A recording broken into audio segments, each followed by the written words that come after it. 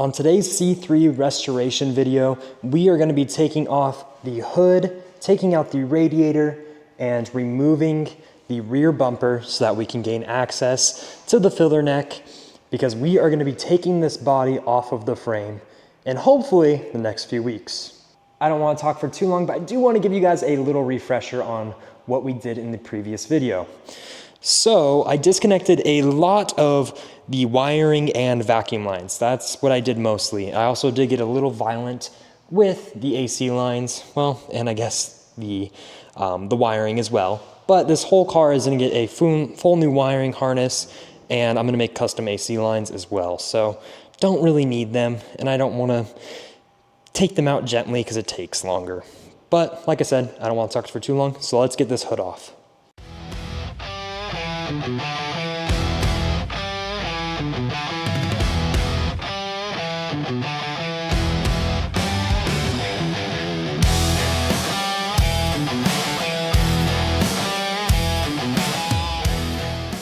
The hood is now off, and I must say, that was a pain in the butt. There was 3 or 4 different socket sizes used, going between metric and standard and 12-point socket. Not fun at all. So I ended up having to use the vice grips for the 12-point socket because I didn't have a standard 12-point. Luckily, it didn't strip, it came out super easy. So I'm happy about that. That would have, not been fun. But now that the hood is off, look at all this access we have, you guys. Look at this. We can easily get the radiator out. We can get the condenser out. So much better with the hood off. So let's get into it. Let's get this upper radiator hose off first.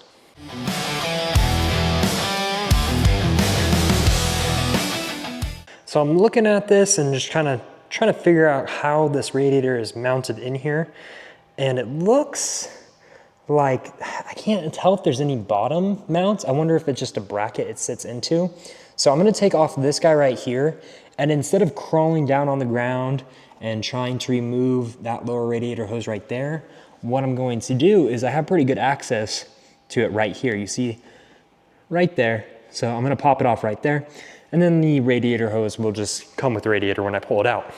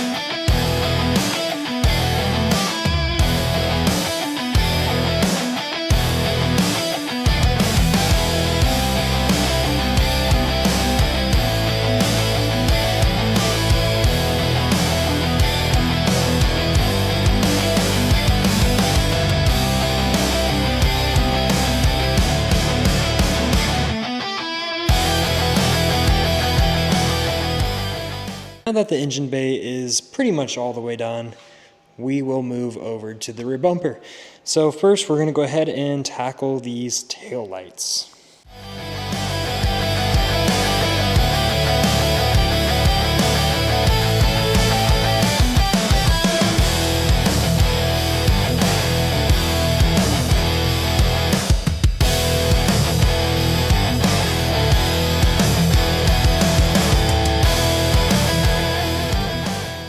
Now that the tail lights are out, we can begin the fun process of sticking my hand way up there and removing, I believe there was 8 bolts holding on the bumper, and then also I believe there was a few on the side.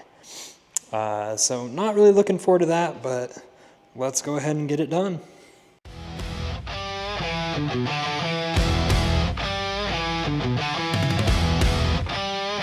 You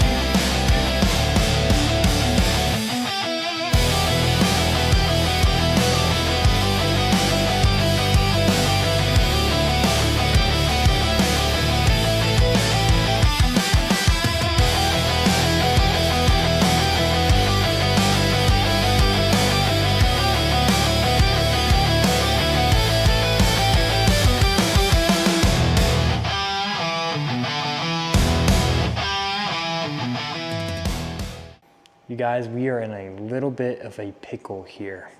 So I've been trying to get this bumper off for, I don't know, maybe about 3 to 4 hours now. The top ones, they were annoying to get to, right? They were studs, or not studs, sorry, bolts like this. Annoying to get to, but possible. And also, GM decided to make them multiple sizes. Once again, great job, GM. But anyway, the side ones are studs. And so here's one of them, which I don't even see any evidence of these being tack welded or anything, because they have like a little metal bracket that they go onto. So basically you have the bumper and then the quarter panel, they match up. And then you have a little metal bracket that goes on the back side of the bumper. And then it just kind of sandwiches everything together with this stud. And in an ideal world, the head of this stud would have some tack welds on it. And then when you go to take off this nut, well, it would be super easy because the stud would not spin. But what's happening with, I have 8 of these, and every single one has done this so far, and I've only gotten 1 out. So we're gonna have to get violent here. But anyway, I don't see any evidence of a tack weld on any of these. They all just spin. So it's like, usually I can maybe get the nut 1 to 2 turns and then the stud starts spinning. So, not looking forward to this at all. And what I'm thinking, I left it over there. I have my die grinder. So I'm thinking we're gonna take the exhaust off. And then once the exhaust is off, we should have a little bit more access there.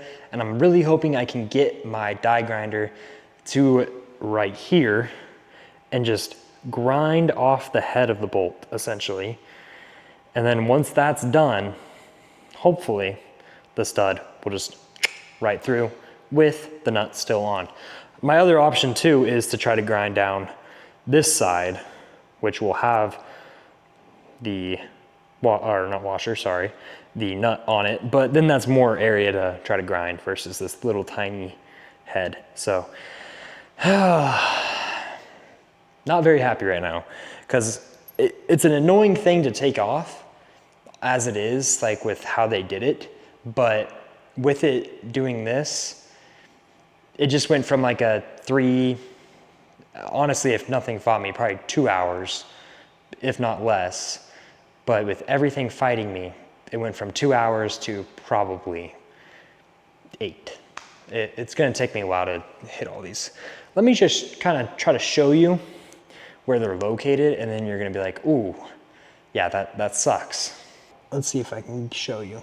So you can see the studs right here. There is 3 left. There's one in the shadow right there that you can't really see. So I've gotten 1 out, which was towards the bottom here. And as you can see, little reference, this is my hand trying to go back here. So I don't even think I'm gonna be able to get my die grinder back here at a good angle really, but I'm gonna have to try. I don't know what else I can do.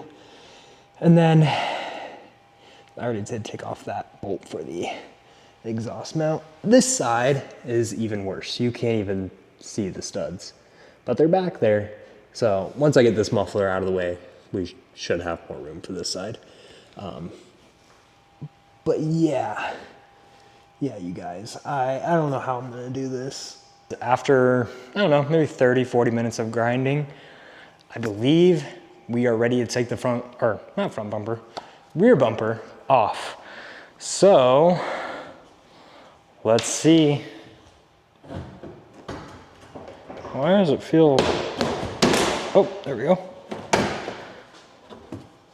Nice.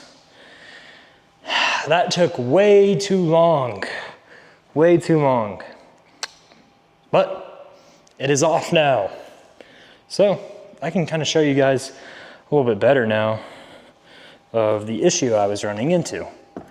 All right, so these top ones, they sucked to get to. Look how many there are too, but manageable. These guys, oh, so they would just spin. I can't really show you, but there's this little metal plate right here, I believe. So it actually looks like it might be still in there because of these screws. So I'll have to drill them out and take that metal plate out maybe and clean it up. Now I think I'm gonna put riv nuts into that metal plate. So that way when we sandwich everything together, we shouldn't have any issues with taking it out later. All right, that is it for today's video. I really appreciate everyone that watched to the very end. It means the world to me. In this video, we got a good amount done. We got the radiator, the condenser off, and the rear bumper. And in the next video, we'll start tackling the stuff underneath the car. And then we should be very close to getting this body off of the frame, which is super exciting because once that happens, the restoration process will really start happening, like prepping for paint and whatnot. But yeah, you guys, again, thank you for watching.